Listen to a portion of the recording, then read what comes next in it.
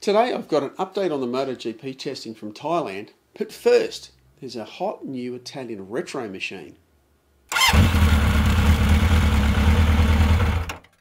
There's a new limited edition retro model Vespa coming soon, the Sei Giorni. Didn't tell you it was a scooter.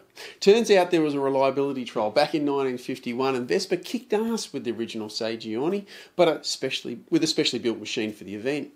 The new version is really a dressed up Vespa GTS with its 278cc 4-stroke single engine. And with the Sei Giorni, Vespa has mounted the headlight really low, used quite a flat handlebar and adopted an old school analog speedo. The black number plate really does look cool, as does the retro styled seat and the special edition plate. Like the GTS, the machine gets a spacious compartment under the seat. There's a large metal body in front of the knees to keep the weather off, and the equipment is modern. Things like LED turn signals, ABS braking, and there's a USB port for charging too.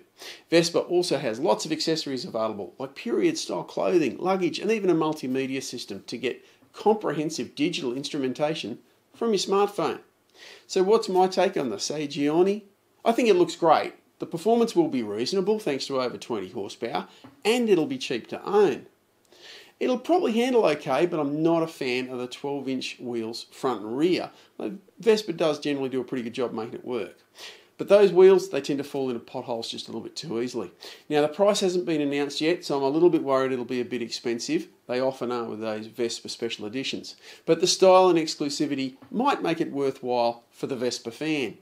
It might also become quite a collectible, but I'm also concerned most of these will simply be collected and not used, and that doesn't make them particularly special down the track. Now, Jack Miller has finished with the 6th fastest lap time after the 2nd MotoGP test this year, run at the Buriram track in Thailand.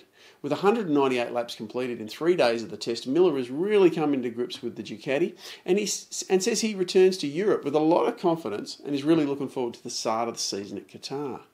It was Repsol Honda's Danny Pedrosa who set the fastest time of the test, but only just. He edged out Yamaha's Johann Zarco by just less than 1/10 of a second.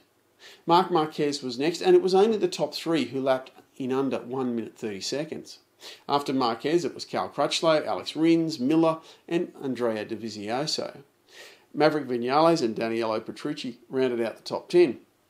The strugglers at Buriram were Yamaha's Valentino Rossi in 12th and Jorge Lorenzo way down in 16th.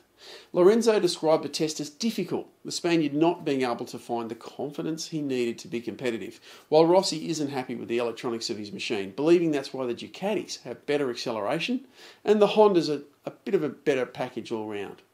Doesn't really explain why why Miller's going so well. The MotoGP circus now moves to Qatar for the final pre-season testing from March 1, and the racing starts at March 18 on the same location. It'll be on Fox Sports, or you can stream the whole thing directly from the MotoGP website for €140, and that's for the whole season, all the classes, and lots of special other videos and information. It's probably worth it if you're a MotoGP fan. Thanks for watching. We'll be back soon.